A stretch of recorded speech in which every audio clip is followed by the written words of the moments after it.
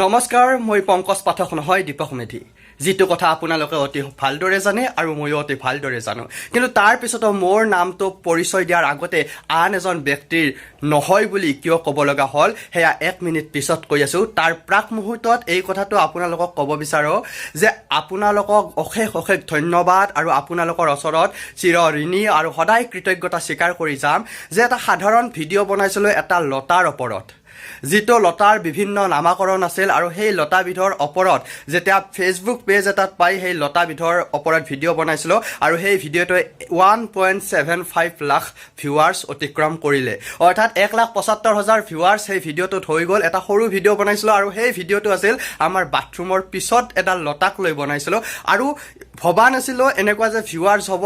আৰু তাৰপিছতে আপোনালোকে ইমান পজিটিভ কমেণ্ট দিছে, ইমান হাজাৰ হাজাৰ কমেণ্ট আহিছে পজিটিভ কমেণ্ট, আৰু তাৰ পিছত হাজাৰ হাজাৰ প্ৰশ্ন আছে। সেই প্ৰশ্নবোৰৰ ভিতৰত আছিল কিছুমান যে এইটো বেমাৰত লগাব পাৰিনে, সেইটো বেমাৰত লগাব পাৰিনে, আৰু তাৰপিছত দুজনমানৰ কমেণ্ট আছিল পংকজ পাঠকক লৈ মোক তুলনা কৰিছিল।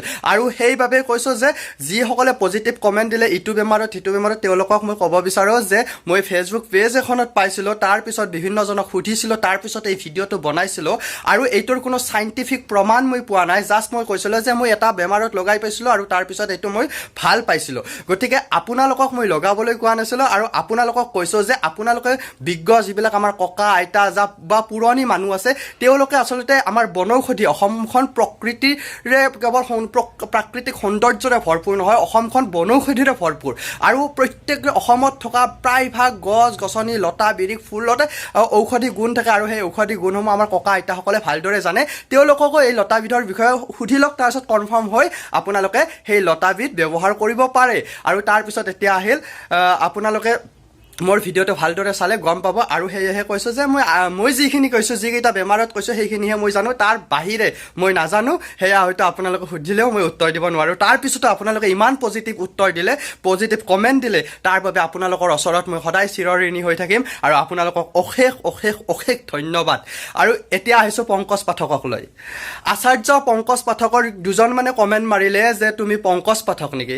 তাৰ প্ৰাক মুহূৰ্তত মই তেওঁলোকক উত্তৰ নিদিলোঁ, কিন্তু তেওঁলোকক মই আজি উত্তৰ দিব বিচাৰোঁ, কাৰণ তেওঁলোকে মোৰ ভিডিঅ' সদায় চাই আৰু সদায় কিবা নহয় কিবা এটা কমেণ্ট মাৰে, সদায় নিগেটিভ কমেণ্ট। আৰু তেওঁলোকক ক'ব বিচাৰোঁ, যদিহে আপুনি পংকজ পাঠকৰ নামটো উল্লেখ নকৰি গুণাৰাম খনিকৰৰ নামটো উল্লেখ কৰিলেহেঁতেন, তেন্তে আপোনাৰ জ্ঞানৰ গভীৰতা, আপোনাৰ অধ্যয়নৰ গভীৰতা মই অতি ভালদৰে বুজি পালোহেঁতেন আৰু আপোনাৰ প্ৰত্যেকটা কমেণ্টৰ মই ৰিপ্লাই মাৰিলোহেঁতেন। কিন্তু আপুনি যিহেতু এজন ছ'চিয়েল মিডিয়াৰ জৰিয়তে গ্লেমাৰ হোৱা, ছ'চিয়েল মিডিয়াৰ জৰিয়তে পাব্লিচিটি লোৱা এজন ব্যক্তি পংকজ পাঠক, যাৰ মিঠি গুটি বা বিভিন্ন বনৌষধিৰ কথা কয়,